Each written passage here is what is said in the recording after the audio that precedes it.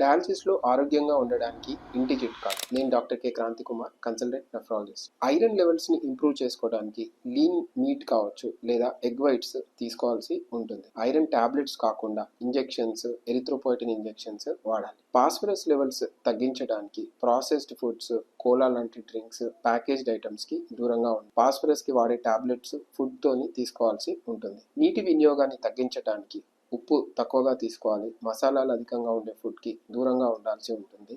Ice cubes నోట్లో ఉంచుకోవటము, sugar free chewing gums ద్వారా దాహాన్ని తగ్గించవచ్చు. మెడికేషన్స్ ఎఫెక్ట్ వల్ల కావచ్చు, లేదంటే వాటర్ తక్కువగా ఉండటం వల్ల చాలా మంది కాన్స్టిపేషన్కి గురవుతూ ఉంటారు. సో కొద్ది దూరము ఫిజికల్ యాక్టివిటీ ఉండటము, ఫైబర్ అధికంగా ఉండే ఫుడ్స్ అంటే యాపిల్స్, బెర్రీస్, కొద్ది మోతాదులో ఓట్స్ తీసుకోవటము ద్వారా కాన్స్టిపేషన్ తగ్గించవచ్చు. అవసరమైతే లాక్సేటివ్స్ ని వాడాల్సి ఉంటుంది. ఇచ్చింగ్, యాంగ్జైటీ, రెస్ట్లెస్ లెగ్స్ అంటే నిద్రలో కాళ్ళు వణకటం, స్నోరింగ్ అధికంగా ఉండటం వల్ల నిద్రలేమితో బాధపడుతూ ఉంటారు. ఇలాంటివి ఉన్నప్పుడు డాక్టర్ని సంప్రదించాల్సి ఉంటుంది. లేదంటే తేలికపాటి వ్యాయామం చేయటము, డే టైంలో నాప్స్ని అవాయిడ్ చేయటము, స్క్రీన్ టైంని తగ్గించడం ద్వారా నిద్రలేమి గురి కాకుండా చూసుకోవచ్చు.